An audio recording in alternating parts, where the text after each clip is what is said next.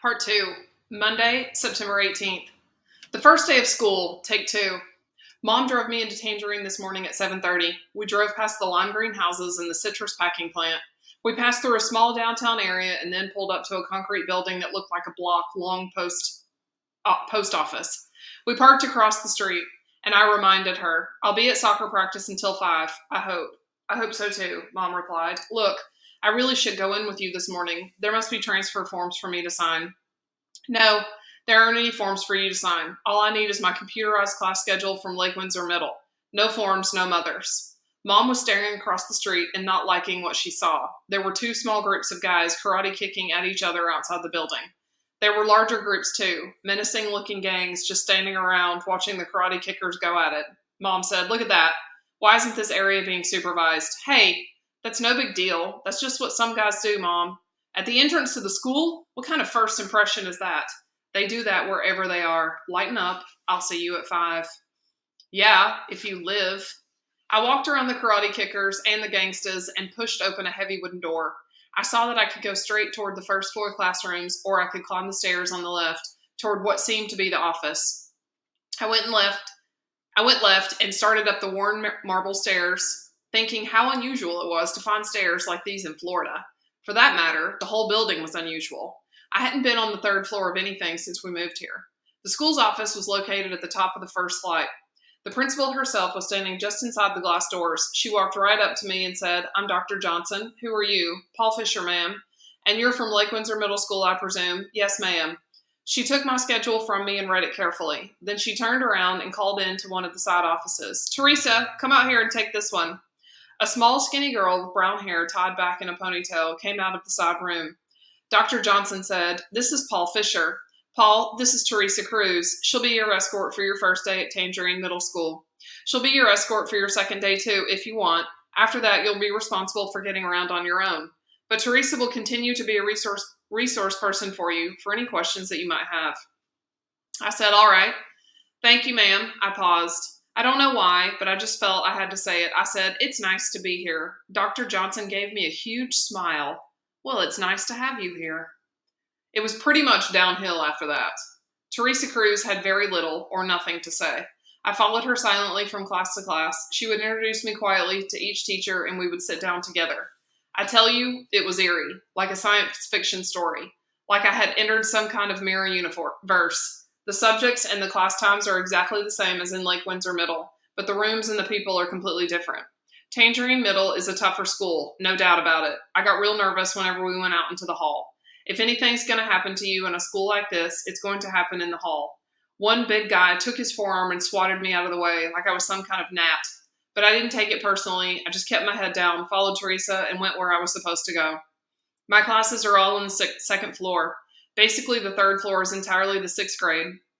The 2nd floor is the 7th grade, and the 1st floor is the 8th grade, with a few exceptions. The 1st floor also has the cafetorium, which obviously doubles as the cafeteria and the auditorium. It's pretty gross. The cafetorium has a kitchen at the near end and a stage at the far end. In between are rows of wooden tables with wooden folding chairs. It's loud in there, like in some old prison movie. Teresa stayed with me when we passed through the lunch line in the cafetorium. She even sat down with me to eat, but not to talk.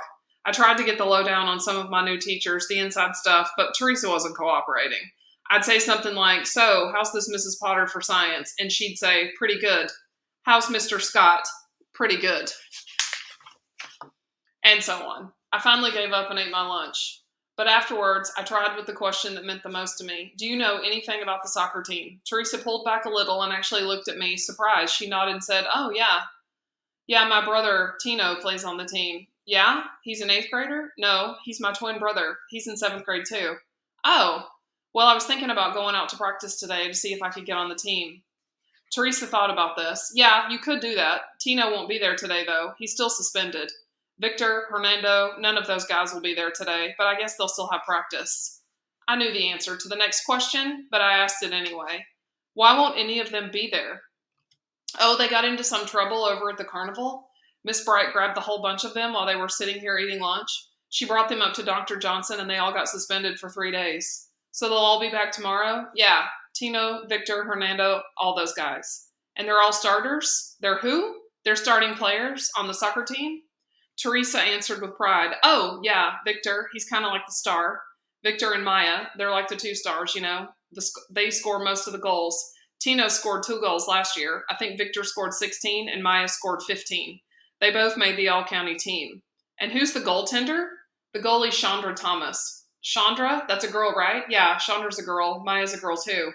What? Don't you have a boys' team and a girls' team? No, there's only one team. Boys, girls, they both can play on it. They're mostly boys. But some of the girls are good. They've played in the Y League all their lives and stuff. Maya learned to play over in England. That's why she's so good. I was trying hard to process this information. I said again, so, Chandra's a girl? Teresa seemed to be enjoying this. Oh yeah, there's 4 girls, Chandra, Maya, Maya's cousin Nita, and Dolly. They're all on the team. Then there's Tino, Victor, Hernando, and about 10 other guys. They're good. They were second in the county last year. After lunch, we went back to our routine, with Teresa only speaking when she introduced me to a teacher. But at least we had broken the ice. I was starting to get a picture of this new place, and I was glad I had come here. I'd say the most obvious difference between my new school and the old one is that at Tangerine Middle, the minorities are the majority. I have no problem with that. I've always felt like a minority because of my eyes. The next most obvious difference is the building itself. It's old. I have no problem with that either, except that it has a disinfectant smell that kind of gags you. The textbooks are old too, really old, and they have stuff written in them. The teachers seem to have just adjusted to this by not using them much. A couple of teachers have talked about class projects and group projects that are due. I guess I'll find out about those things soon enough. I also figured out why Teresa was assigned to be my guide.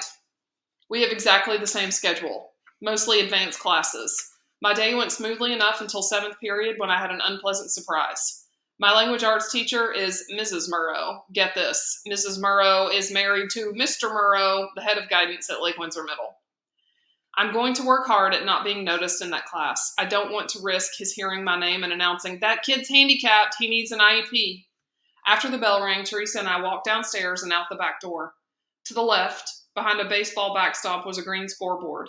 Across the top was written Tangerine Middle School, home of the War Eagles. We crossed over the bus lanes and headed down to a soccer field that was circled by an asphalt running track. I could see a mixed group, girls and boys, taking turns shooting the ball at a big, tall girl in the goal.